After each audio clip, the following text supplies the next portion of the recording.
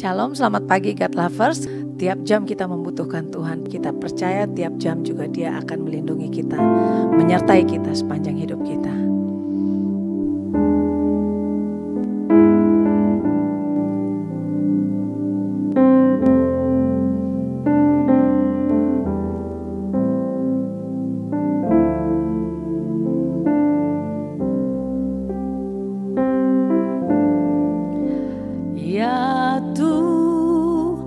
Tiap jam ku memerlukanmu, Engkaulah yang memberi sejahtera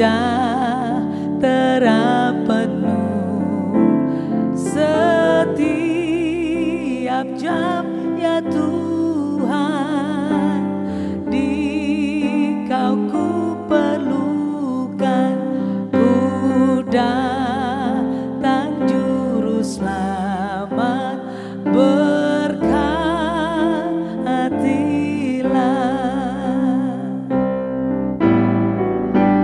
Ya Tuhan, tiap jam di suka duka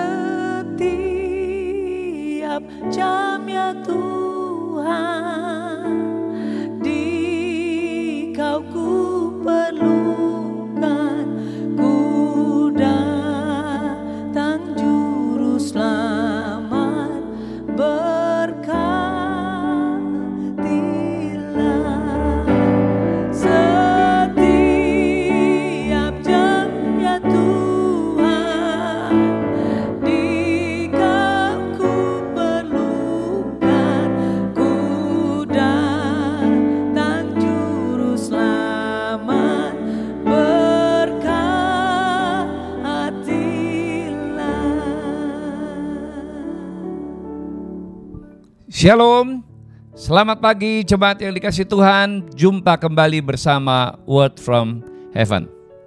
Di dalam setiap perayaan Natal, pasti kita akan berjumpa dengan seorang tokoh yang tidak asing, yaitu Sinterklas, yang suka membagi-bagikan hadiah. Saudara yang dikasihi Tuhan, ada beberapa pendapat orang yang kurang suka dengan tokoh Sinterklas ini. Bahkan mereka berkata gereja mestinya tidak menampilkan tokoh itu karena tokoh itu lebih populer dari Yesusnya. Saudara, buat saya itu hanya pengantar saja ya untuk memeriahkan suasana Natal, tetapi Yesus yang menjadi tokoh Natal satu-satunya tentunya tidak akan pernah hilang, karena Natal adalah memperingati hari kelahiran Tuhan Yesus. Bicara tentang tokoh yang satu itu, yaitu Sinterklas, ini sebenarnya diambil dari cerita tradisi gereja. Di abad yang ketiga di Asia Kecil ada seorang uskup yang bernama Saint Nicholas. Saint Nicholas ini sebenarnya dari keturunan bangsawan, tetapi dia merasa terpanggil untuk mencintai dan mengasihi Tuhan lebih dari segalanya, sehingga dia mengabdikan dirinya untuk menjadi seorang hamba Tuhan. Nah, karena dia bangsawan, ketika orang tuanya meninggal, dia mendapatkan warisan yang banyak. Dia tidak membutuhkan warisan itu untuk dirinya. Itu sebabnya warisan dari orang tuanya itu dia bagi-bagikan kepada orang-orang yang membutuhkan, orang-orang yang miskin dan papa. Di masa itu ada sebuah kisah di mana ada seorang ayah yang mempunyai 3 orang anak gadis. Dan karena pada waktu itu tradisi mengatakan bahwa setiap gadis yang mau menikah dia harus membawa persembahan atau membawa mas kawin buat mempelai prianya. Ini terbalik dengan zaman sekarang. Nah, karena mereka miskin, tentunya ketiga anak ini tidak akan pernah bisa membawa mas kawin kepada laki-laki yang ingin menikahinya. Itu sebabnya masa depan mereka suram dan gelap. Tidak ada harapan. Nah, Saint Nicholas mendengar cerita ini dan setiap malam saat Natal dia mendatangi keluarga ini dan memberikan koin emas, sehingga mereka, orang tuanya dan anak-anaknya ini mengumpulkannya dan itu menjadi mas kawin buat pernikahannya. Inilah kisah yang terus diulang-ulang tentang kebaikan Saint Nicholas. Saudara yang dikasihi Tuhan, sebenarnya Natal adalah peristiwa di mana Allah memberikan perhatiannya, kebaikannya, pertolongannya kepada seisi umat di dunia. Di dalam Yesaya 30 ayat 18 firman Tuhan berkata begini, sebab itu Tuhan menanti-nantikan saatnya hendak menunjukkan kasih-Nya kepada kamu. Sebab itu Ia bangkit hendak menyayangi kamu. Sebab Tuhan adalah Allah yang adil. Berbahagialah semua orang yang menanti-nantikan Dia. Saudara yang dikasihi Tuhan, Natal adalah jawaban daripada kerinduan orang yang menanti-nantikan Tuhan.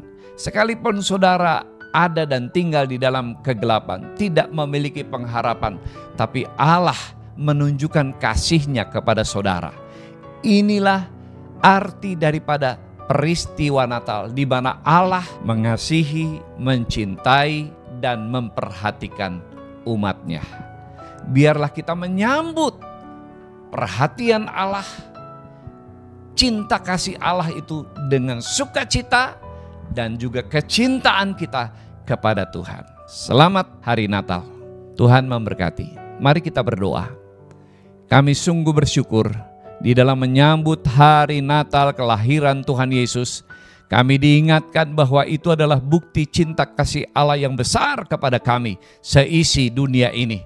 Biarlah kami menyambut kehadiran Kristus kelahiran Kristus dengan penuh sukacita dan juga kecintaan yang besar kepada Tuhan. Dalam nama Yesus kami berdoa. Amin.